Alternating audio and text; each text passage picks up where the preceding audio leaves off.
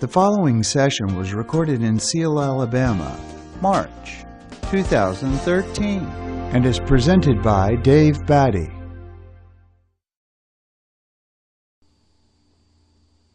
Budgeting your time and money for Teen Challenge Ministry. And as we begin looking at this particular topic, I'd like to suggest that let me just ask the question: is it a tool to prioritize your spending? Jesus said, "Where your heart is, or where your money is, or where your heart is, there." Well, how does everything? Where your treasure is, there your heart will be also. That's what Jesus said. He said it more eloquently than I did.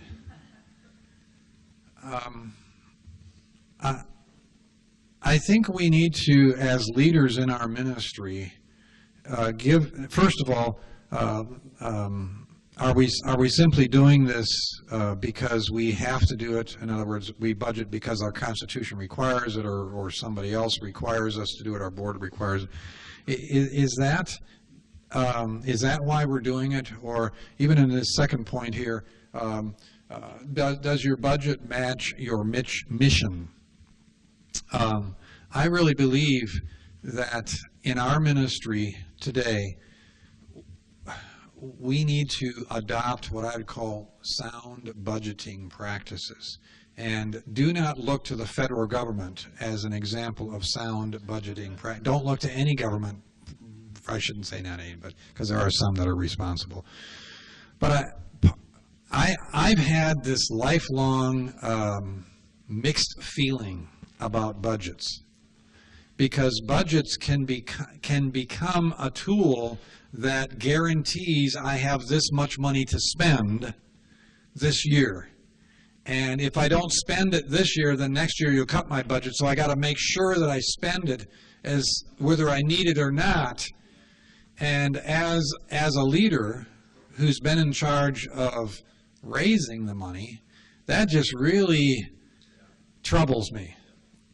So I guess what I'd like to do is to suggest that when you talk about budgeting, and I would encourage you to talk about it with your staff, is to propose to them that budgeting needs to be seen as a tool, not as a right to spend money, but really as a tool to prioritize our spending, and also a tool by which we really do focus on what is the mission, what's the primary mission for our ministry.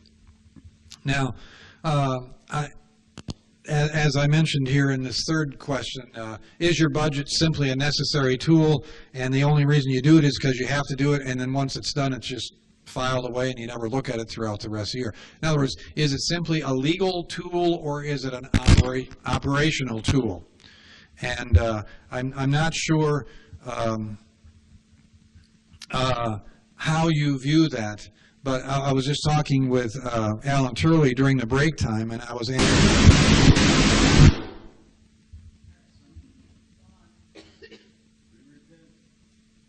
Would it help if I use a mic stand? No, that has nothing to do with it. Okay.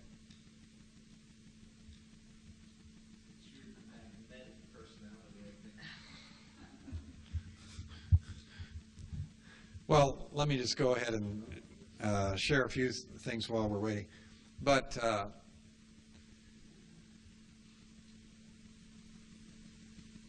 you ready for me to go ahead? Okay.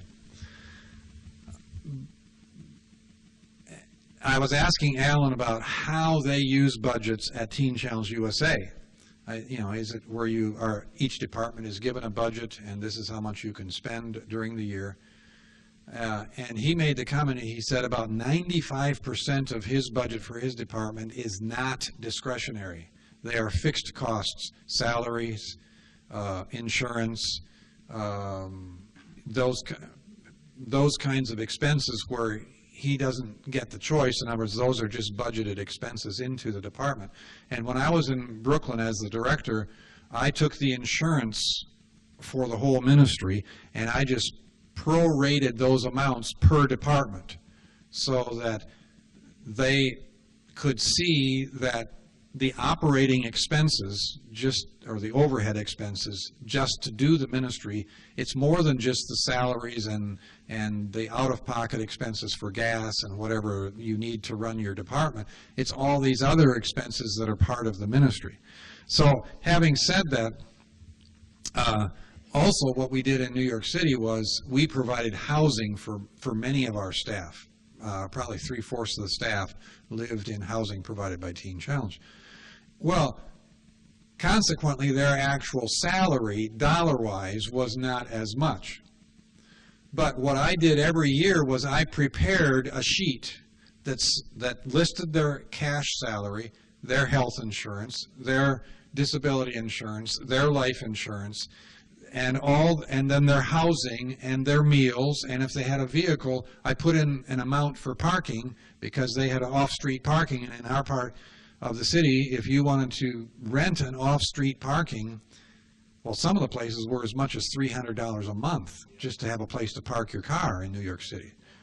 Well, that's only $10 a day, so, but, you know, when you're thinking to free parking versus, so we listed all of these things, and all of a sudden their total salary package was way more than the cash part of their salary, because I wanted them to realize we're not just paying you dirt poor salary because you work at Teen Challenge. You're getting a pretty, in fact, I had one staff who was leaving.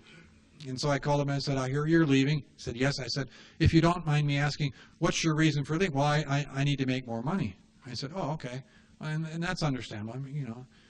So I said, well, what are you going to get paid at your new job? And he said, well, I'm going to get paid X number of dollars per hour. Well, I had just recently been working on those, and I'm thinking, okay, just a moment. So I pulled up his sheet on my computer, and I said, oh, so you're taking a $2 an hour cut in pay? No, I'm making, I said, no, you're not. I said, this is what we're paying you. Now, you're not getting that much in your paycheck, but this is how much we're paying you per hour. Well, he left anyhow. Well, then I come to find out that was what he was going to get paid if his sales were of a certain height, and so it was a big part of his salary was commission based. Well, he was starving within weeks. I mean, he wasn't coming close to the projections that he was anticipating. And in fact, eventually he came back to work for us and continued to work and did good ministry. But I just think that it's good for you as a leader to sort of spell out some of these things for your staff, just to give them a picture of what it really costs to run your ministry. Now, back to budgets. Number 4, is it simply a look back way of document just to see how we spent our money? Well, you can use it that way, but I think there's greater value to use this in planning and projecting for your expenses. Now, also, it can also, I think it's really important for your accounting program to provide you with up-to-date information on the financial status of your ministry. And I'm really going to be walking where angels fear to tread with this part, this comment. I think that the financial reports need to be more current than 6 weeks old. I think there should be a way for you to be able to get a hands-on report on where your ministry is at, especially if you're the leader of the ministry. When I came to Brooklyn, we had a bookkeeper who had been there for many years, so he had, you know, a long history, and so I was asking for financial reports, and so one day he said, well, I'll get it to you. I don't have it done yet. So well, just show me where you're at. You know, just pull it up on the computer so I can see where we're at. I just need to. Well, what I come to find out was he was doing all of the accounting on paper, handwriting it. Then he would take the numbers and enter them into the computer. And I said, no. We're not doing our accounting that way. We're doing our accounting on the computer. One time, that's all I'm paying you to do it, not twice. Well, you know, sometimes we can get into ruts or processes, and technology has been moving way beyond what may have been appropriate technology 5, 10, 20 years ago. But with our accounting right now, with Global Teen Challenge, we have a lot of restricted money coming in for missionaries or countries in different parts of the world. We have probably about 150 different restricted funds. Well, I need to know where, because I'll have a missionary call and say, how much money do I have in my account? Or, and even with the interns, we handle all the funds for interns who are going overseas as well. Well, I need to be able to have that up to date. And when I first came to Global, we didn't have that ability to get up-to-date reports, and so we had to change to a different accounting process that enabled us to have. So I can give you on a daily basis. Now, because of this event, I haven't, and I'm the business manager for Global Teen Challenge as well.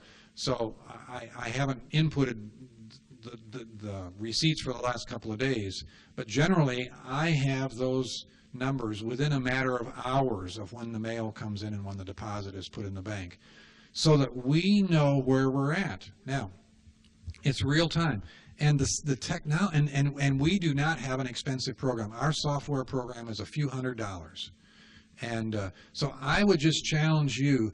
You need to. Okay.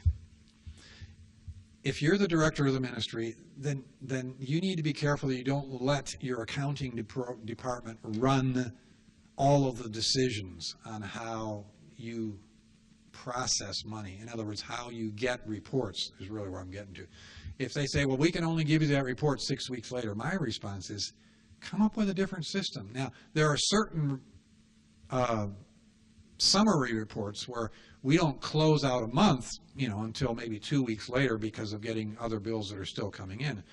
But you need to be able to have an understanding of where you're at with a much more time. Now, it's not that I'm addicted to financial reports, but I just need to know, are we headed in the right direction, or are we headed in the wrong direction here, So just having it as a look back, that helps you, but there's better ways to use it than just as a look back. And what reports does your accounting program provide automatically that can give you a picture of your financial status? There's two things that I would suggest. If you're a leader, if you want to be a leader in Teen Challenge Ministry, you need to have a basic understanding of accounting. Now, when my son was getting ready to go into high school, I told my son, I said, there's two courses that I'm requiring you to take in high school. One is typing. This is back, he's now in his mid-30s, so now they would call it keyboarding or whatever they call it, and it's much more. But back then it was much more of an optional thing than it is today. And I said, you're also going to need to take bookkeeping. Well, when he took the bookkeeping class, he was the only man in the whole class of girls. And with typing, he said it was very similar. But I said, those are two life skills. I said, wherever you go, whatever you do, you need to, number one, know how to type rather than hunt and peck. And number two, if you have a basic understanding of accounting, and he was wanting to go into ministry, even at that point he had that as his life calling. I said, wherever you go in ministry, you need to know how to handle money for the ministry. And certainly if you're going to work in Teen Challenge and leadership, there's a lot of financial decisions that you're faced with that have kingdom priorities or kingdom implications. And so as you are involved in budgeting, now, some of you think you have problems financially in your ministry, financial challenges, and I appreciate that. At Global Teen Challenge, we do as well. We have been operating in the red most of the time since I've been there. We do not have extra money coming in where we have discretionary money to do things. And one of the staff came to me recently and said, I want a budget for my department. I said, we have no discretionary money for your department because we're operating in the red as it is, just paying the bare minimum of bills. I said, if you want discretionary money, go raise it and then you can spend it, okay? Now, that may sound harsh, but, it's so easy to say, hey, I have this department. I need to do this ministry, so you got to give me money, director, so I can do my ministry. Well, yeah, there's a sense that we, as directors, we do need to empower them based on the ministry that we're trying to do. But this mindset of, okay, I have this department, so you need to give me my cash account that I can just spend to do whatever I want within my department, we're not there. Now, I have a friend of mine who was a pastor of a church in Springfield, Missouri, when I was going to college. And when I did my internship there, he had come in as a pastor following the previous pastor, where the congregation had voted with their pocketbooks. The previous pastor, the congregation didn't want him to stay. Some of the congregation didn't want him to stay.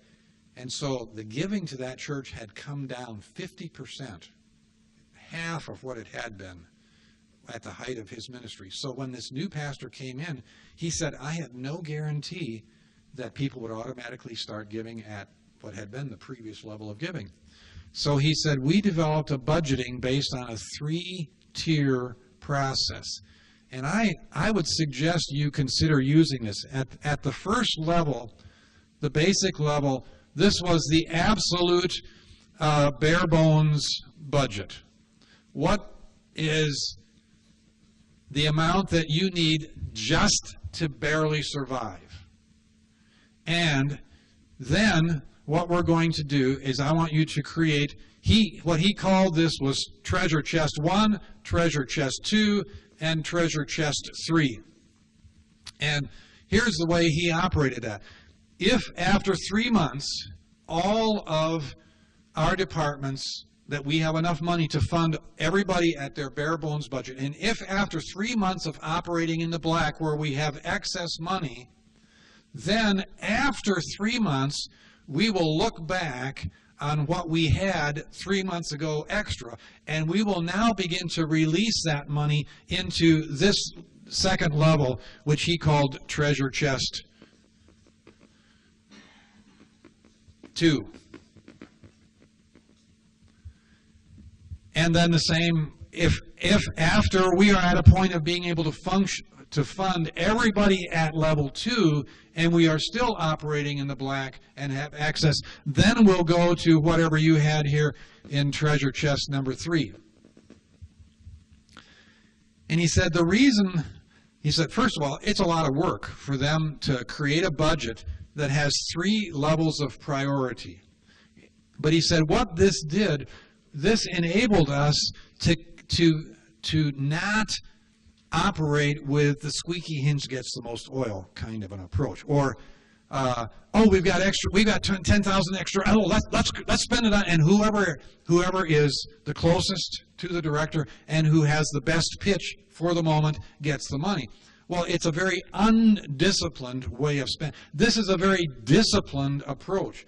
Now, you might say, well, that's a lot of work. First of all, we're always down here in the bare bones. So why would we even want to bother with this? Well, one of the reasons you might want to bother with this is to teach your staff the discipline of how do we, as an organization, how would we spend our money if we had extra money? And what I have observed is that some ministries become very careless when they have extra money, and they end up just spending on what I call wish list things rather than on real ministry mission-driven decisions. And so what I would just suggest that this is one of the strategies that you can force your department heads into prioritize. And then what they did is they would meet and they would talk about these before, and so that it became a process that wasn't just who's sucking up best to the director. Well, that's a pretty crude way of saying it, but that's reality. The politics of inner ministry, rather than really basing it on a disciplined approach. Now, there's another strategy that I would like to. Let me just finish on this point of number 6. One of the irritations that I have had working with some leaders is they want financial reports, and they are as finicky as a rich person's cat. You repair, oh no, I don't want the report. I want the report to look this way, and they want it tweaked and tweaked and tweaked. You know what? As a leader, I would just challenge you to discipline yourself to, as much as possible, work off the reports that your accounting program automatically generates. They can push a button, they can give you the printout. No, I want a report that tells me these 25 things. Well, no, you're not going to find one report that's going to tell you everything.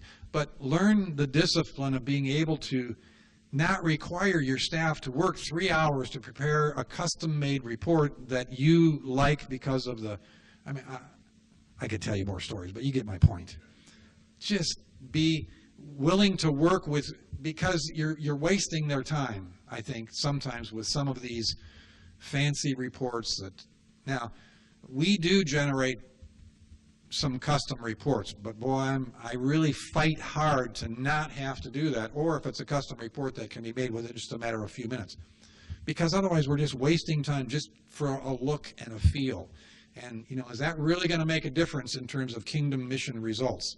So, okay, number 7 is a point that I don't know what your policy is, but any unpaid bills, I believe, should be entered into your accounting program the day the bill arrives at your center. There are some centers where they say, we're operating in the black, and you know how they're getting away with that deception? They've got literally a stack of unpaid bills sitting on somebody's desk. They haven't put them into the computer yet because the computer doesn't know what's sitting on the desk. And they are misrepresenting the financial health of the ministry. And so I would just challenge you, whenever you are in a position of leadership, you require bills. In fact, with our credit card bills, I don't wait until the credit card bill arrives to enter that, because we'll get our credit card bill, and just because of the cycle, there are some charges on there that are 6 weeks old.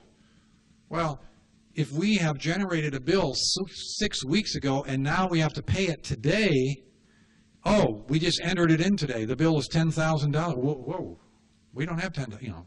So that's why, if we, in fact, so what I do is I tell people, whenever you generate a credit card, I want that, don't stick that receipt in some drawer. And also, trying to find, hey, there's this $200 credit card charge. Where's the invoice? I thought I turned that in 6 weeks ago. Well, so I try to stay on top of them on a weekly basis.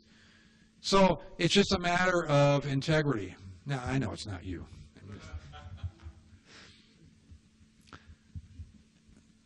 Okay. One more suggestion about financial budgets.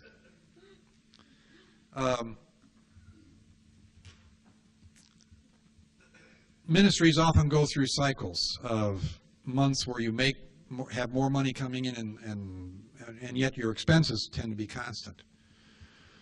I was telling Alan, when I worked at the National Teen Challenge office, and I was there for 20 years, I had a policy. The curriculum department was self-funded, meaning that we were responsible for all of our own expenses, including salaries, everything. So what I did was I created an emergency fund or a rainy day fund. And what we did was, first of all, we didn't have extra money. But what I said, okay, what we're going to start doing is we're going to take 2% of all income and we're going to put it into this reserve fund. Well, after a month or two, that's only a few $100. That didn't make any difference. But, you know, when it stayed there for 2 or 3 years and it began to build up, what that did, that provided a cushion. We had money in the bank. Now, in essence, it was in the reserve fund, so it wasn't money available for use, but it was in the checking account so that if we had a dip, a month where our income dipped, we weren't in a crisis mode. Oh, we got to hold your salary because we don't have any money in the bank. We had that reserve fund that was there. Now, we didn't just draw out of the reserve fund. It was there as a cushion so that it enabled us to maintain. And I would just encourage you to have some kind of a reserve fund that enables you to weather some of the downturns that may come your way. Let me just make a couple of comments here about budgeting your time as a director. And in terms of budgeting your time, the first thing I would like to say to you is how you spend your time as a leader will have a direct impact on the financial stability of your ministry. And I think that the biggest, well, no, not the biggest, but one of the biggest temptations of directors is to be seduced by ministry. And I mean seduced in a negative way, just as much as being seduced by a woman if you're a man and having committing adultery. I think that you can commit adultery with ministry. Good grief, Dave. Where are you headed with this? We can be irresponsible with our time. And we can say, you know, I'm not very good at fundraising. You know, we're going to build this ministry on godly principles. God is going to be our provider. And you know what? God has gifted me as a teacher, as a pastor, as a shepherd, as a leader. So I'm going to invest my time in ministry, and God's going to take care of the money. You know what? That's being seduced by ministry.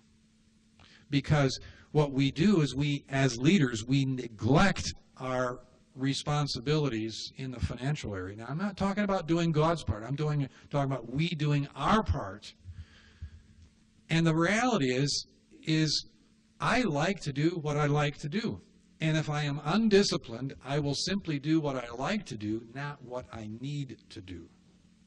And what I need to do is to balance my time and budget my time as a leader and delegate some of the things that I like to do. The teaching, the preaching. When I was a director in Brooklyn, I would have loved to have been teaching the students in the class, but I never did that. That we had other staff who could do that, ministry. But I like to do that. I mean, that's God's calling on my life, right? It is. But what I needed to do was as the director, I was the only one who could really do that, and that was to be the major fundraiser, connecting with donors. Now, I didn't spend all my time fundraising, but what I have found is that many times Teen Challenge directors are spending their time running the program instead of providing budgeting their time for the fundraising part and the other responsibilities. And what I have found is that if you will stop doing ministry to the students and devote your time to some of these other areas of responsibility, first of all, there will always be ministry. You will never get to the place where you say, okay, I've done all the ministry I can do. I guess I better go raise money. That day will never come. There will always be ministry that you can do. And so you have to discipline yourself. You have to force into your schedule the priority of, I've got to do these things that as a leader I need to do. Now, if you do that, I believe you will see some good things come. Now, I just put some different questions here. What percentage of your time each day or week is budgeted for managing major donor relations? And I would just encourage you to look at your calendar and just see how you spend your time. Now I'm not one of these fancy, expensive calendar guys. I just work with a to-do. I do have a calendar on my computer with appointments, but on a daily basis, I create a to-do list of either people that I need to contact or projects that I need to do, meetings that I need to go to, and I just track that on a daily basis. So if you wanted to know what did I do on a particular day, I wouldn't be able to pull that from my memory, but I could go back and find my to-do list for that day, and I could pretty well tell you the major things that I was working on. Well, what we need to do, I think, as directors is to force ourselves to prioritize our time in terms of what we're going to spend our time. And what I have found is that if I will budget my time, that I will begin to get some of these things done that maybe I don't like to do. And you know what, as a director, especially when you get out of the office and you begin connecting with people outside, good things happen. If you sit in your office, you will always be busy. But those good things are not going to happen. And I could give you story after story, but I just think that it's important that you not only, and again, I'm just using major donor relationships as one of the things that you need to be budgeting your time for. But also, I think you need to strategize in your calendar to cultivate major donor relations. And how are you going to do that? For some of them, it may mean going golfing with them. And maybe you're not a big golfer, or finding some activity. And then how do you involve your donors as volunteers in your ministry? I think is another very important way. You know, people who volunteer donate more. The evidence is there. If you can get somebody volunteering, they'll end up donating more. So if you have somebody that you see as a potential, how can you creatively involve them in your ministry as a volunteer? And that has to be handled on a case-by-case basis. But I just would also challenge you to discipline yourself to do the most important things first in your schedule. I tell you, the tyranny of the urgent. There are always things that will interrupt you. And as we look at the life of Jesus, yes, he faced a lot of interruptions. But I just want to challenge you to develop the discipline of budgeting your time as well. And that means try not to work 20 hours a day, okay? You know, that's not God's plan for you. Well, let's wrap this up. Trust you have a great week as you move on. Carissa has some closing comments, so I'm going to ask her to come and wrap this up.